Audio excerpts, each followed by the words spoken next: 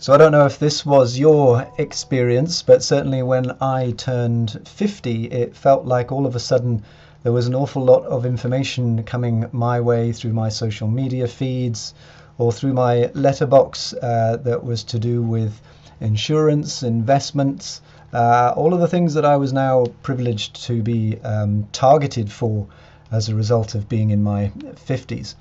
And I think it's indicative of the kind of the way that we seem to perceive people in their 50s. And it seems like there's three particular buckets that we get kind of pigeonholed into. The first is to do with finances, and that's completely understandable because we might be at the peak of our careers or the peak of our responsibilities financially. And of course, there will be people out there marketing to us. But of course, in the traditional kind of thought around being in our 50s, finances and saving for the future and all these other things are a fairly predominant school of thought, quite naturally, I suppose. But it's a bit of a stereotype. And I think the second stereotype is around our physical health. So, of course, the other thing that you tend to get is lots of stuff around keeping fit, around exercising, around the fact that, you're not as young as you used to be, and your muscles aren't growing in the same way, and therefore keeping fit and staying healthy is the natural thing to do. And, of course, we're not the same as we were 2 decades ago, and maybe we do have to work at that kind of stuff a little bit harder. And, of course, a lot more these days focusing on our mental health as well as our physical health. Nothing wrong with any of that, of course. But again, it's the kind of thing that's out there quite a lot. The third thing I think that we get sort of bracketed into is this idea of hobbies and pastimes. So things that kind of, keep us out of the house, or the things that occupy time for us. So whether that's the golf course or building a train set up in the attic is the other stereotype, or whatever it is that that we wish we had more time for, which is generally the case. So I'm talking very stereotypically and very generally, but it does seem that way, that there are three kind of things, and you could probably plot these on a Venn diagram. There's the kind of the financial aspect of being in our 50s, there's the health aspect of being in our 50s, and then there's this hobbies and pastimes aspect to being in our 50s as well. But there's an alternative Venn diagram, I think, which gets to the point much better. And within that Venn diagram are some really profound ideas that are really going on for us, either below the surface that we're not aware of, apart from some kind of niggling voice, or we're really profoundly aware of.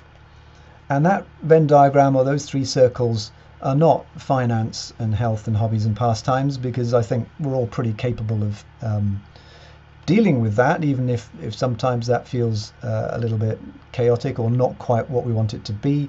At least we're aware of what we're dealing with.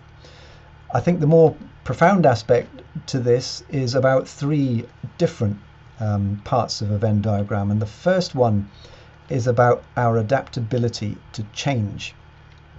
Now, if you've led any kind of business life or career in any kind of way, you'll have dealt with change one way or another. You may have even been involved in leading change, either as a leader or as someone experiencing change through an organization.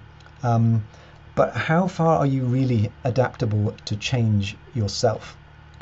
I think this is a really meaningful question, because our 50s is a decade of change. It's a decade in which we're experiencing changes, whether that's seeing our children grow up, whether that's seeing our own physical changes, or whether it's thinking about the changes that will be coming our way in the future. So thinking deeply about how we adapt to change, I think, is an important part of this alternative Venn diagram. The second one that I think is really important is about our attitude to mortality. Because in our 50s, I think we become profoundly more aware of our own mortality, whether that's experiencing bereavement ourselves amongst friends or family, whether that's a brush with a serious illness of some description, or whether that's simply seeing more and more obituaries on the TV of presenters or people that we grew up with, famous people, people who were part of our childhood suddenly not being around anymore. So that's a big part of this decade as well. And for some people, the idea of facing up to mortality is a difficult one, and it's one in which to bury your head in the sand. But for those of us who can embrace it, it can be an energetic or an energizing idea as well, to think about the number of years that we may have left. If you're an average man in the UK, certainly by the time you're in your 50s, you are somewhere between 2/3 and 3/4 of the way through your life. That's somewhere between 2/3 and 3/4 of the way through your life. It's quite an impactful fact, that one.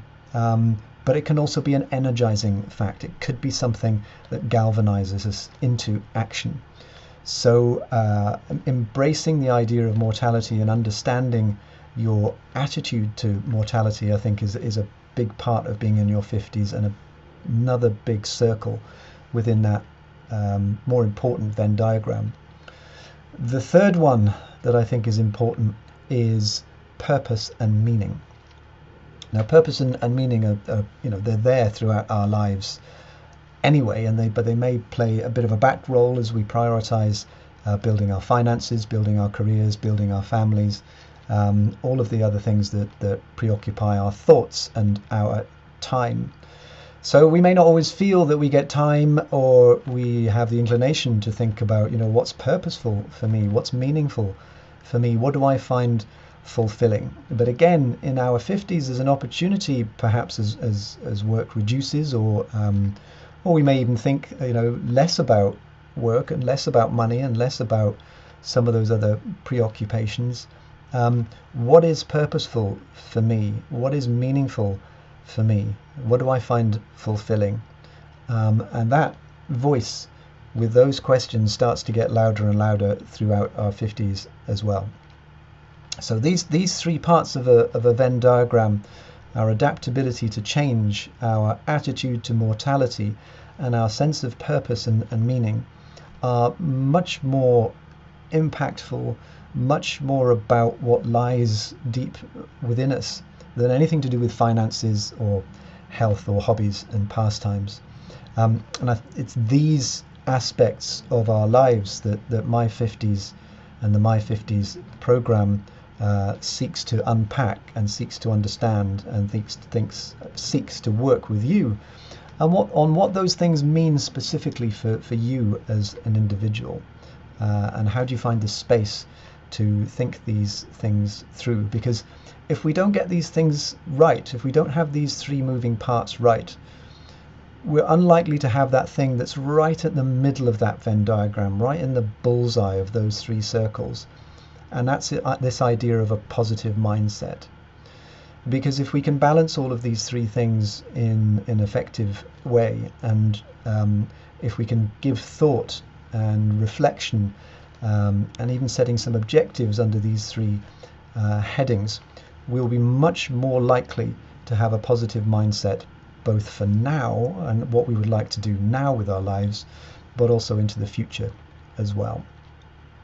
So that's my offering of an alternative Venn diagram. So finances, health, hobbies and pastimes, they're all out there. They're in the internet land. They're coming through your letterbox. They're arriving into your inbox.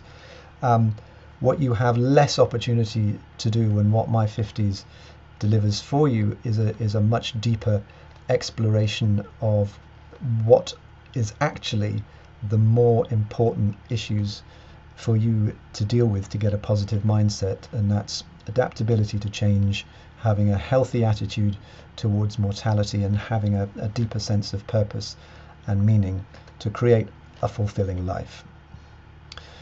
So with the program and resources associated with My 50s, this is the starting point. We unpack all of these ideas together, and there'll be more and more content coming through this YouTube channel and various other outlets and sources. I hope you've enjoyed this first exploration of that idea, and I look forward to presenting you with more reflections and more thoughts, and I look forward to hearing from you soon. Thanks.